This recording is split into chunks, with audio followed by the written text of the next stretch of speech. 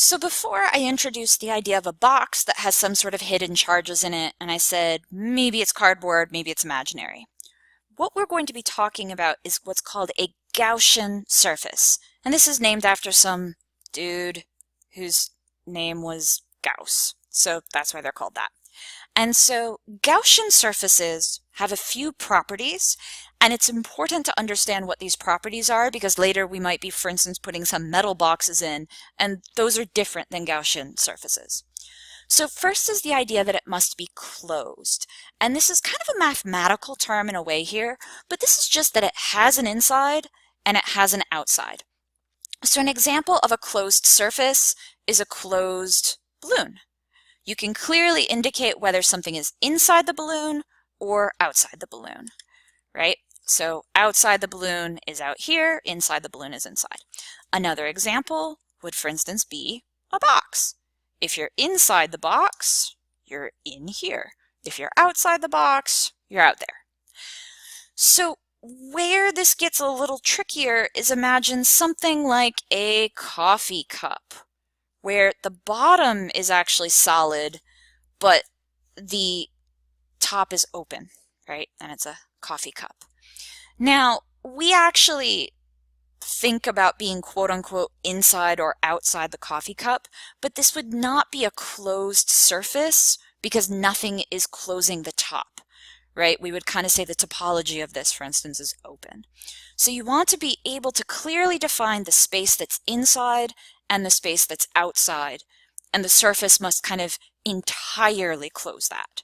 So if we actually close the top, it would be okay. But at that point, it's just a can.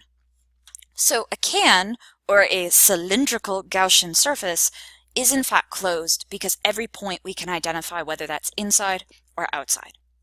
So the second important property is that it's imaginary. So it's not necessarily made out of cardboard.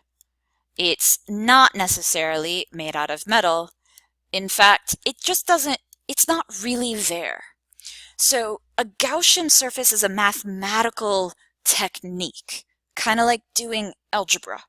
So you're not actually looking for a shape that necessarily is a real-world object in your problem. You might be matching it, but in general, you're kind of choosing to draw this wherever you want to, but with certain good decisions, so it's helpful. So what those good decisions are going to be is actually about symmetry, and that's why the entire first section was about symmetry. And we're still, again, going to spend a few sections talking about how the cylindrical surface or the Gaussian surface relates to field, but notice that when we look at the field here, the field itself looks to have a cylindrical symmetry, right? There's this rotational symmetry if you imagine looking from the top, and we see that there's this kind of translational symmetry here. Maybe this is part of a big infinite field that keeps repeating that. And so we are matching the symmetry with our Gaussian surface. So basically the field here you're told about, right? The field you're told about, but then you create this, okay? You may or may not be told, like in a practice problem, you might be told exactly what Gaussian surface to use, but in other problems you're just told the electric field or something about it, and you have to figure out what is the right Gaussian surface to use. So you match the symmetry. So that's why we care about symmetry. Now, representations here are a little bit tricky. Again, these problems are inherently three-dimensional, and it's pretty hard to draw three-dimensional things. So we are typically going to draw a two-dimensional version. So in this case, we are looking at a cross-section of our sphere. However, keep in mind that this can't just be a circle. It can't be a line. It must be a three-dimensional closed thing. So again, with the sphere, I could put something in it that then can't escape. Right? So imagine that I take a little gerbil and I put it in a coffee cup. Well, the gerbil could jump out and run away. On the other hand, if I put a gerbil in a big, gerbil ball that they run around in, it's a sphere. It's clearly on the inside. It can't escape. Now, if I put a necklace on the floor and put a gerbil in it, it's going to run away because that wasn't actually a closed surface. So I guess think about that as your model for what is closed and what is not, the gerbil test. So can't stress enough how important the symmetry is, and this is something that's going to make more sense with practice and more examples. But with the cylinder, it's a little bit hard again to look at a three-dimensional version and understand what's happening, but we can take a side view. So the side view is looking straight on here, and so that's why you end up with a square. And so basically this field line represents that field line, this one represents that. So the stuff coming out towards us kind of and away from us towards, we don't draw. But notice that there's this reflection symmetry here. There's a reflection symmetry here, there's a reflection symmetry there. There's also kind of this 180 rotation symmetry, both on our shape and on our field. Now we have a top view. So that top view is here, and that comes over here.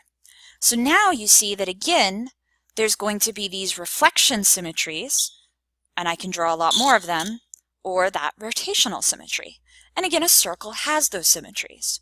So this is what a cylindrical symmetry would look like because it's a cylindrical symmetry field.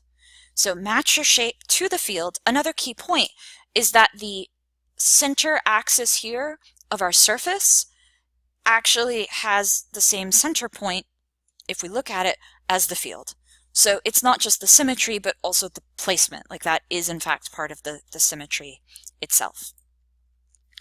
So to reinforce this, the symmetry should match the field. And if you look at this, yes, the field looks like it has some sort of circular cylindrical symmetry, but maybe to that point, and that is not the center point of the sphere we have drawn.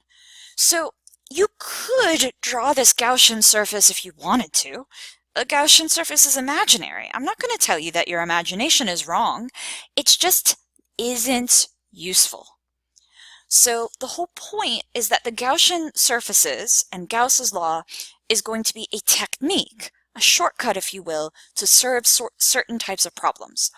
If you use the wrong Gaussian surface, you can't usefully use Gauss's law, and so it's then just not useful. It's a shortcut where you're like, well, what if I actually just go on vacation for a couple of weeks rather than trying to find the fastest way to get to the grocery store? Like, it's not necessarily the wrong idea, it's just not actually helping you towards your goal. So again, symmetry is key, and soon we will start talking about why we care about any of these Gaussian surfaces.